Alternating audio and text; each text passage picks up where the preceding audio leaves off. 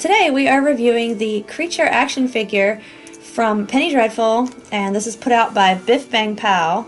The packaging came a bit damaged, so you people that like to keep them in the box, this was from Amazon, and we're going to take it out, so we don't really care. But I will say the packaging is really nice because you can take him out and put him right back in, basically, so that's cool, just with a little bit of damage. And Amazon already did that for me, so I was able to discover that I can take him out and put him right back in.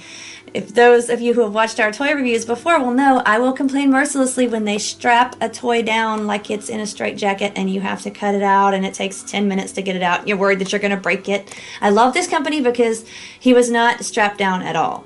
So that is wonderful. I really appreciate that. I just popped him out. It was very easy. It was painless. I figure when you buy the toy, you've already paid for it and you shouldn't have to do it twice by taking 20 minutes out of your life to wrestle with getting it out and hope you don't break it.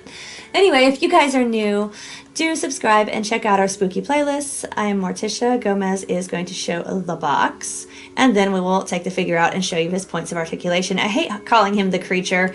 People call him Frankenstein also, and that's wrong because Frankenstein was his creator, but we call him Frank.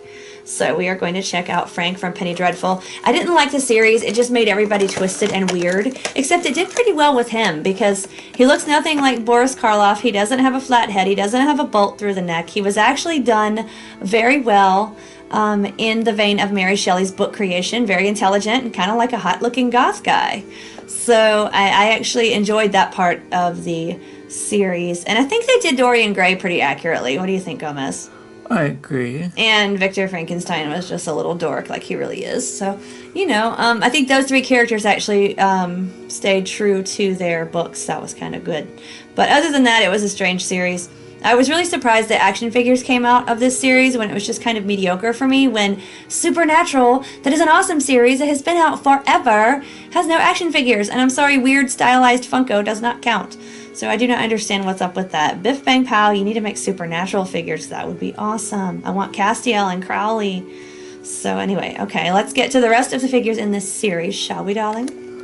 So from left to right, you're seeing Vanessa Ives, who is the equivalent of Lucy from Dracula.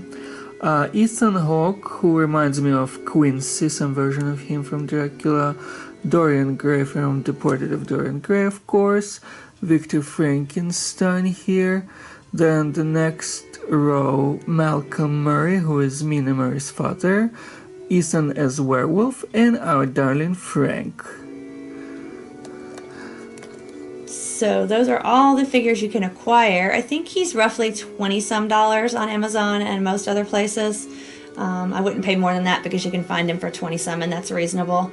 And this is the only figure I've seen even at all accurate to the Mary Shelley description, so that's kind of exciting. So if you don't have any other comments for the box, we will pop him out. And out he will come. All I'm going to do is go ahead and kind of go back to what Amazon originally did when I got it in the mail, where this part was practically off. I restored it a little bit for you guys.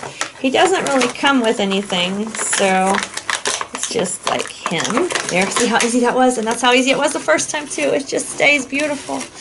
Okay.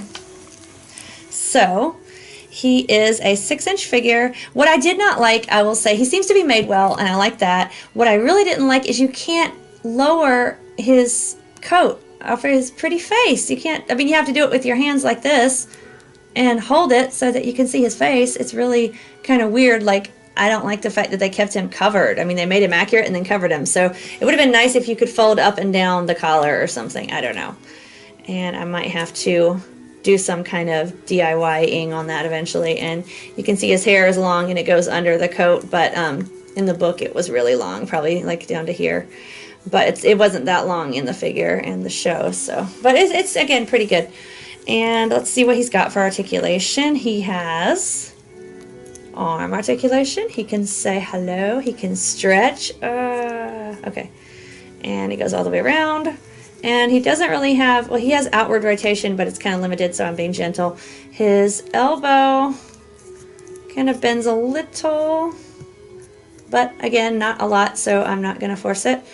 And he has a little bit of wrist rotation, but it seems a little limited because of the coat. So, and that's the same thing on this side. And the foot, his knee bends, but you can't really see it that much because of the coat, so it's kind of irrelevant. I never understand why they give figures a lot of leg and hip articulation when their clothes are confining them. But he has hip movement and knee movement. His right leg is a little loose, so I'm being careful.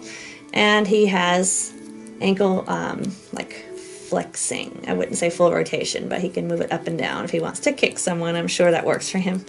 So that is his movement. He doesn't have any waist rotation, and he doesn't have any head rotation because he can barely move with his coat hiding his face anyway. And I understand why he would want to hide, because people were really cruel to him, but I really wish they had allowed the coat face to come down. I'll probably have to cut it and then like fold it down or something later.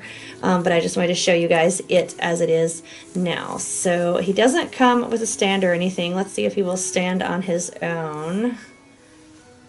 Voila! And he does. I parted his legs a little. They're kind of spread where he has balance. And that is Frank in all his pretty Mary Shelley-esque glory, standing on his own. Anyone who watches this knows I so prefer the book to the movie. It was so much more rich and in-depth and a beautiful work of art. So it's nice to see that Penny Dreadful portrayed that nicely and that they made a good figure. Thank you, Biff Bang Pow, and we hope you guys enjoyed this review. Until next time, Stay spooky, my friends.